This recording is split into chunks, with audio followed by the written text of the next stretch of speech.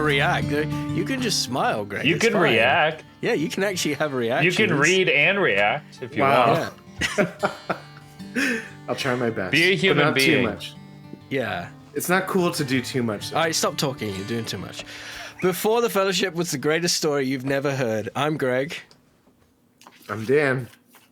I am Greg. Join us as we read and react to The Silmarillion by J.R.R. Tolkien. Last time, the boys continued and concluded chapter 22.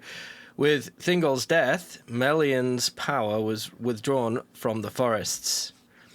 She sent word to Beren and Luthien before returning to Valinor, to the guardians of Lorien to mourn. The host of dwarves arrived and plundered Menegroth. Mablung was killed, and the Silmaril was taken. Beren and his son Dior took many green elves into Beleriand upon hearing of the dwarves. They made battle with the dwarves, and the few who escaped were finished off by the shepherds of the trees. Beren killed the lord of Nogrond and took back the necklace. Much of the treasure of Doriath was lost in the river Asgar, but Beren returned the Noglamir and Silmaril to his home in Osiriand. Dior went to Menegroth, hoping to restore the kingdom of Doriath. Later, a green elf came to Dior, bringing him the necklace.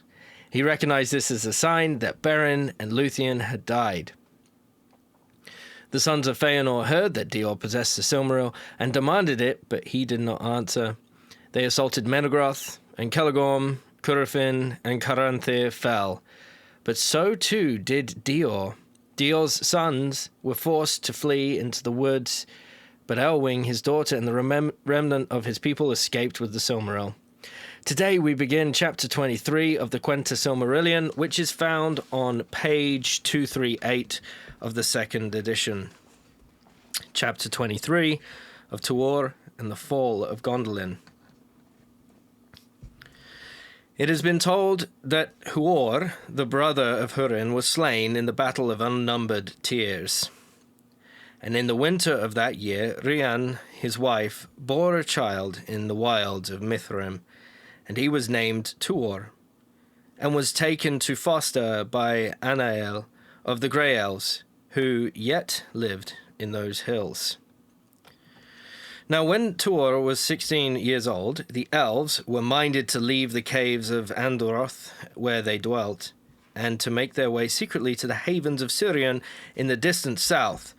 But they were assailed by orcs and Easterlings before they made good their escape, and Tuor was taken captive and enslaved by Lorgan, chief of the Easterlings of Hithlum.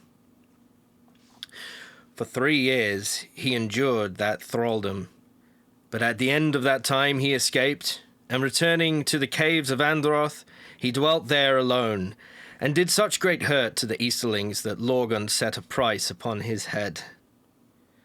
But when Tuor had lived thus in solitude, as an outlaw, for 4 years, Ulmo set in his heart to depart from the land of his fathers, for he had chosen Tuor as the instrument of his designs, and leaving once more the caves of Andoroth, he went westwards across Dorlomin, and found Anon in Lieth, the gate of the Noldor, which the people of Turgon built when they dwelt in Nevrast long years before.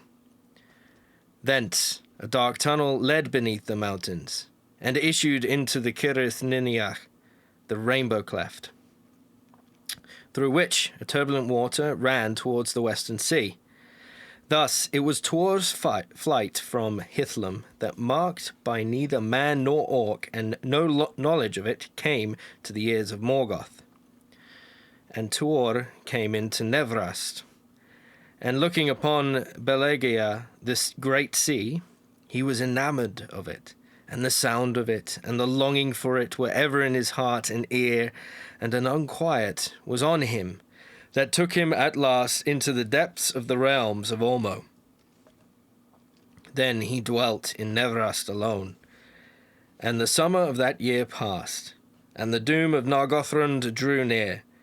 But when the autumn came, he saw 7 great swans flying south, and he knew them for a sign that he had tarried over long, and he followed their flight along the shores of the sea. Thus he came at length to the deserted halls of Vinyamar, beneath Mount Taras. And he entered in, and found there the shield and hauberk, and the sword and helm that Turgon had left there by the command of Ulmo long before, and he arrayed himself in those arms, and went down to the shore.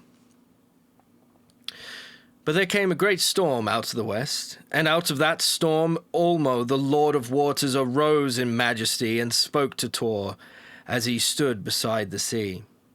And Ulmo bade him depart from that place, and seek out the hidden kingdom of Gondolin. And he gave Tuor a great cloak, to mantle him in shadow from the eyes of his enemies. But in the morning, when the storm had passed, Tuor came upon an elf standing beside the walls of Vinyamar, and he was Voronwë, and son of Aramwë, of Gondolin, who sailed in the last ship that Turgon sent into the west.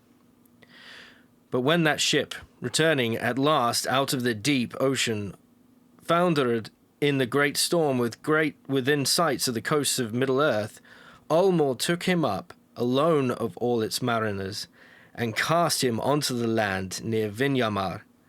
And learning of the command laid upon Tuor by the Lord of Waters, Voronwë was filled with wonder, and did not refuse him his guidance to the hidden door of Gondolin. Therefore they set out together from that place. And as the fell winter of that year came down upon them out of the north, they went warily eastward under the caves of the mountains of shadow. At length they came in their journeying to the pools of Irvin, and looked with grief on the defilement wrought there by the passage of Glaurung the dragon. But even as they gazed upon it, they saw one going northward in haste, and he was a tall man, clad in black, and bearing a black sword. But they knew not who he was, nor anything of what had befallen in the south. And he passed them by, and they said no word. And at the last, by the power that Ulmo set upon them, they came to the hidden door of Gondolin. Passing down the tunnel, they reached the inner gate, and were taken by the guard as prisoners. Then they were led up the mighty ravine of Or-Falach Echor, barred by 7 gates, and brought before Ecthelion of the mountain, the warden of the great gate at the end of the climbing road. And there Tuor cast aside his cloak, and from the arms that he bore from Vinyamar it was seen that he was in truth one sent by Ulmo. Then Tuor looked down upon the fair valley of Tumladen, set a great jewel amid the encircling hills, and he saw far off upon the rocky height of Amon Gwareth Gondolin, the great city of 7 names, whose fame and glory is mightiest in song of all dwellings of the elves in the hitherlands. At the bidding of Ecthelion, trumpets were blown on the towers of the great gate, and they echoed in the hills. And far off, but clear, there came a sound of answering trumpets, blown upon the white walls of the city, flushed with the rose of dawn upon the plain. Thus it was that the son of Huor rode across Tumladen, and came to the gate of Gondolin. And passing up the wide stairways of the city, he was brought at last to the tower of the king, and looked upon the images of the trees of Valinor. Then Tuor stood before Turgon, son of Fingolfin, high king of the Noldor, and upon the king's right hand there stood Maeglan, his sister son. But upon his left hand sat Idril, Celebrindal, his daughter. And all that heard the voice of Tuor marvelled, doubting that this were in truth a man of mortal race, for his words were the words of the Lord of Waters, that came to him in that hour. And he gave warning to Turgon that the curse of Mandos now hastened to its fulfillment, when all the works of the Noldor should perish, and he bade him depart, and abandon the fair and mighty city that he had built, and go down Sirion to the sea. Then Turgon pondered long the counsel of Ulmo, and there came into his mind the words that were spoken to him in Vinyamar.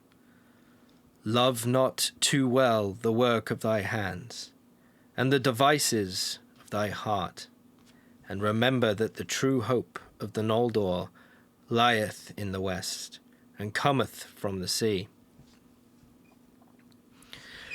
But Turgon was become proud, and Gondolin as beautiful as a memory of elven Tyrion, and he trusted still in its secret and impregnable strength, though even as a Valar should gainsay it, and after the Neneath Arnoediad, the people of that city desired never again to mingle in the woes of elves and men without, nor to return through dread and danger into the west. Shut behind their pathless and enchanted hills, they suffered none to enter. Though he fled from Morgoth, hate pursued, and tidings of the lands beyond came to them faint and far, and they heeded them little. The spies of Angband sought for them in vain, and their dwelling was as a rumour, and a secret that none could find. Maeglin spoke ever against Tuor in the councils of the king, and his words seemed the more weighty in that they went with Turgon's heart. And at the last he rejected the bidding of Ulmo and refused his counsel. But in the warning of the Valar, he heard again the words that were spoken before the departing Noldor on the coast of Armaran long ago, and the fear of treason was wakened in Turgon's heart. Therefore, in that time, the very entrance to the hidden door in the encircling mountains was caused to be blocked up, and thereafter none went ever forth from Gondolin on any errand of peace or war while that city stood. Tidings were brought to Thorondor, Lord of Eagles, of that fall of Nargothrond, and after the slaying of Thingol and of Dior his heir, and of the ruin of Doriath. But Turgon shut his ear to the word of the woes without, and vowed to march never at the side of any son of Feanor, and his people he forbade ever to pass the leaguer of the hills. And Tuor remained in Gondolin, for its bliss and its beauty and the wisdom of its people held him enthralled, and he became mighty in stature and in mind, and learned deeply of the lore of the exiled elves. Then the heart of Ithariel was turned to him, and his to her, and Maeglin's secret hatred grew ever greater, for he desired above all things to possess her, the only heir of the king of Gondolin. But so high did Tuor stand in favour of the king, that when he had dwelt there for 7 years, Turgon did not refuse him even the hand of his daughter. For though he would not heed the bidding of Ulmo, he perceived that the fate of the Noldor was wound with the one whom Ulmo had sent, and he did not forget the words that Huor spoke to him before the host of Gondolin parted from the battle of unnumbered tears. Then there was made a great and joyful feast, for Tuor had won the hearts of all the people, save only Maeglin, and his secret following, and thus there came to pass the second union of elves and men. In summary, Tuor, son of Huor, is fostered by grey elves. Eventually, he is moved by Ulmo to depart the land of his fathers. He travels westward to the sea and discovers arms left by Turgon in Vinyamar. Ulmo appears to him, urges him to seek the kingdom of Gondolin, and gives him a great cloak. Tuor meets an elf, Voronwë, who is the last survivor of the ships that Turgon sent into the west, and after hearing Tuor's story, leads him to the door of Gondolin. They see Tuor pass on his way to Dor Lomin after his first encounter with Glaurung. Tuor meets Turgon and relays the message from Ulmo that Turgon and his people must leave Gondolin and head to the sea. Turgon decides to remain in Gondolin, but he blocks the gates and will not allow anyone to come or go. Thorondor brings news of the fall of Nargothrond and the fall of Doriath, of Thingol and Dior. Tuor gains renown in Gondolin and marries Ithriel, Turgon's daughter. Meglin's hatred grows. Okay, well, there's some stuff happening there. We get to see what happens when you don't listen to a Valar. That'll be interesting. That's to come, but we do know that so far, listening to men and allowing like a foreign man, a foreigner, like I am a foreigner in this country here, this blessed country known as USA, Texas. bringing a foreigner into the country is going to lead to its ultimate demise. So I'm glad to be here. You think that was Tolkien's point? He's like super. I don't know. I don't think so. I'm sure that people have accused him of that. Like you're racist. You're basically an Easterling, Dan. Yeah. So well, I mean, you don't need to be an Easterling. You could be a Turin. You could be a Baron. So we'll see what happens with Tuor. What are your thoughts, guys? What this was an interesting little segue into the next kind of what's the last word we read? The second union, the next union of elves and men. Yeah. It's a second union. Why not third? Wait, who's the middle one? Well, who's the first one? I think the first. Is it Baron and Luthien? I think the first one is Baron and Luthien. Okay, so Baron I and think that's Luthien it are the first at this one? point. Okay, so it's talking specifically about like marital union, Yeah, not just like let's hang out and be friends. Yeah. It's not Let's Hang Out Union, and it's more the marital one. Yeah, okay. Yeah, the conjugal union. Yeah, okay. Cool. Conjugality. Yeah. Well, I was looking back to, I was trying to, we discussed this, and I remember one time we were talking, I couldn't find this, but there's a really key paragraph way back on page 148. That's the one that kind of describes men coming into Beleriand. How dare And this one gives a brief, if only it was women that came into Beleriand. it gives a brief Would have ended overview of all the men, the kind of the lineage, right? So Hador was like it was the house of Hador was one of the three main houses of men. And his sons were Galdor and Gundor, and then Galdor's sons were Húrin and Húdor. And they are very, it's kind of like, we've talked about this, the naming conventions of elves and men here. The men especially, where it's just after the first letter is changed, the rest of it's just the same. Yeah, it's like, what's the quickest? Let's move it. All right, come on, let's go. We don't have much time to be alive.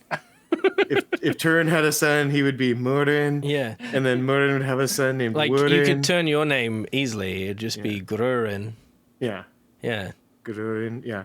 Anyway, so Galdor is the father of Húrin and Huor, and then they're the respective fathers of Turin and Tuor.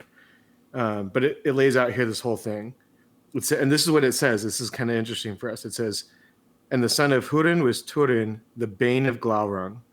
And the son of Huor was Tuor, father of Eärendil the Blessed. And then it goes on to talk about the son of Boromir. Goes down to remember we read Baron One Hand, who won the love of Thingol's daughter and returned from the dead. It gives all these little like. Which page is this? This is 148. 148. It's like a, what do you call it? What's that called? An overture. Sure. It's an overture, but it's like in the form of a genealogy. Yeah. Yes. That's right. So that's like I think that's the first time in the book that we hear of Tuor.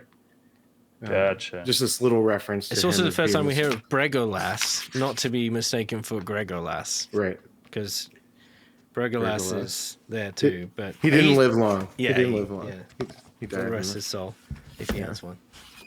Yeah. Oh, for me, what was really fascinating about this is how actively involved Ulmo is. Because up to this point, it seems like the Valar have very much been hands off, at least since the Noldor left. Like, kind of the last word was Mondo standing on the cliff and telling them, like, you can never come back. And, well, yeah. So that's what I was gonna bring that point up about, like, so we've got these three men, right? We've had Turin, now Tuor, and Turgon. Baron? No, is it Turgon or Baron? Baron's Baron. man. Okay, Baron.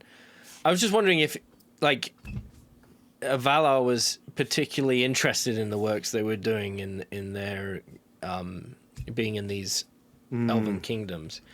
Obviously, Mandos we could identify as being with Turin, because of the doom of Mandos is not on men, right? It is on men. No. Or is it on elves? it's on the Sons of Fëanor and the. Okay. So Yeah, doom. right. Okay. So it isn't tied to each. Well, and So, I yeah, think you're that's right. maybe that is the point. Maybe that Yeah. is the point that the men, like, okay, this is kind of my broader understanding, and maybe it speaks to this, or maybe I'm just making a connection that's not there. But the Valar were very active when the elves came into the world, the first children of Iluvatar, and they made the stars for them, and they sent Arome to be a vassal of all the Valar and bring emissaries to Valinor, and all. They were like very involved, which maybe was kind of a miscalculated move, or maybe it wasn't. But the Vanyar are still there in Valinor having a good time, but then the Noldor leave, and the Teleri are still there. And then it seemed like the way that the Valar decided to approach things with men was much more like, okay, maybe we shouldn't have been so involved with the elves. So with the men, they set up the sun and the moon, and then they just kind of like, we'll just let them do their thing. But they do have care for men, and they're not, like you said, they're not under this grim oath.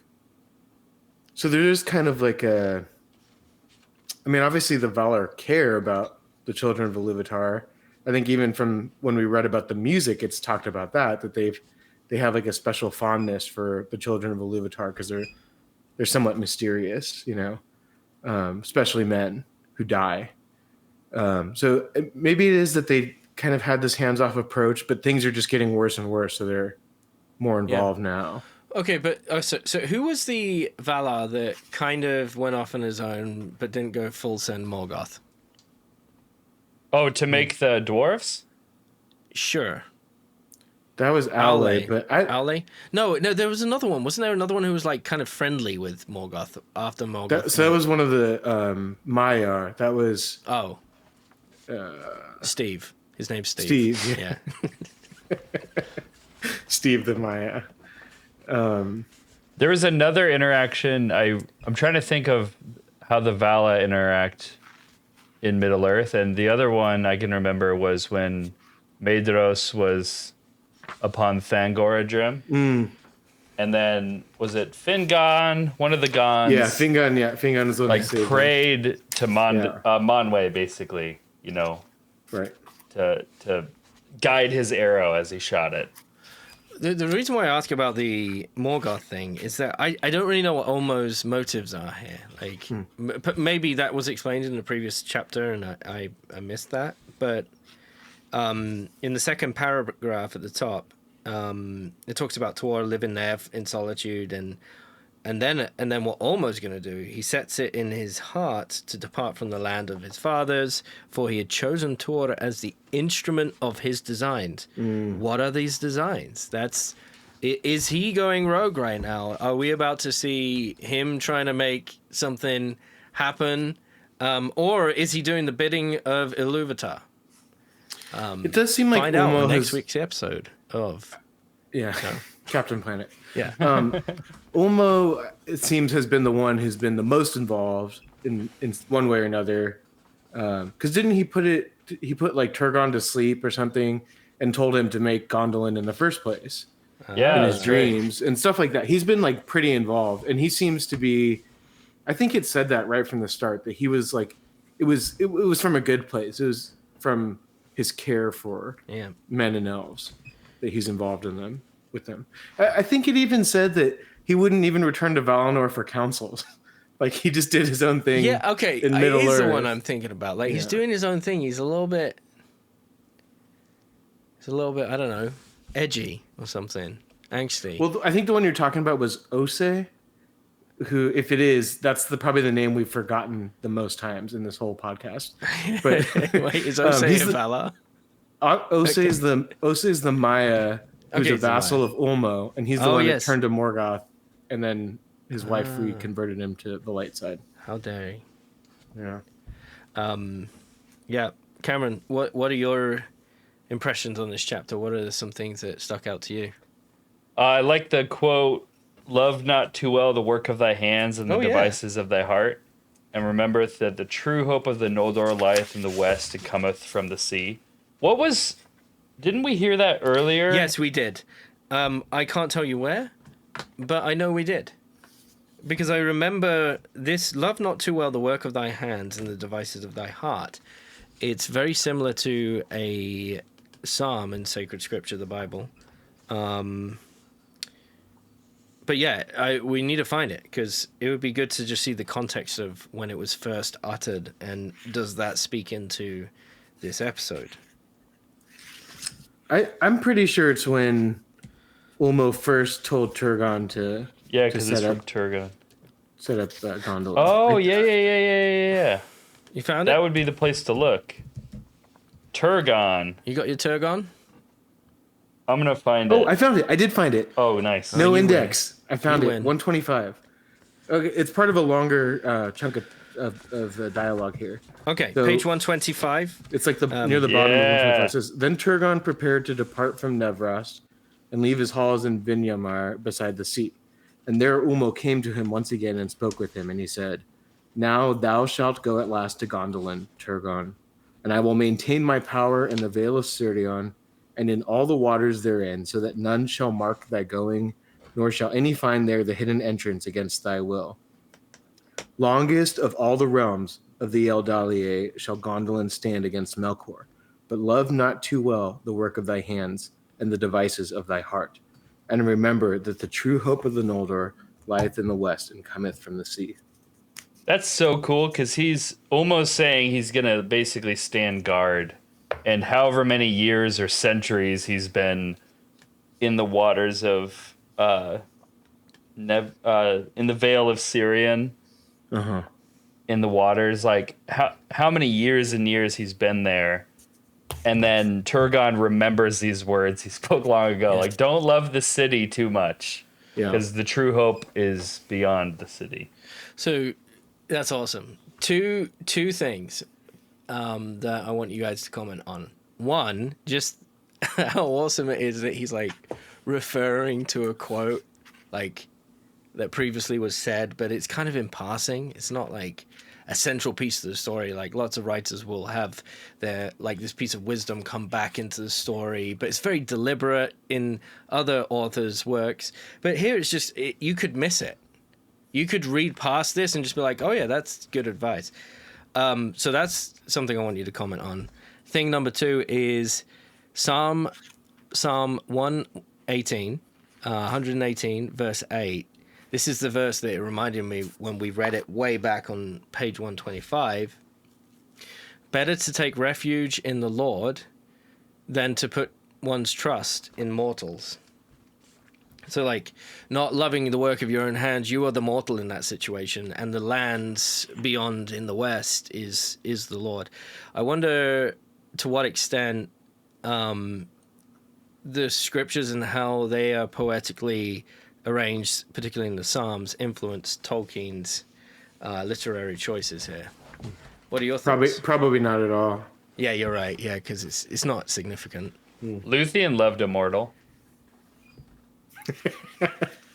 See, we just tore apart your whole thing.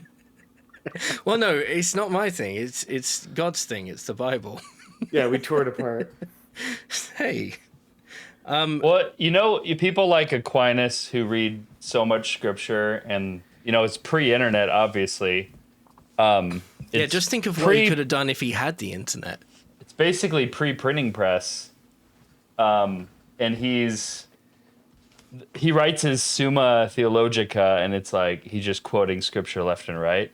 And I think people who are soaked in scripture, it just comes out in different ways. Who's it? So I bet Tolkien just had like this natural, relationship with scripture like that.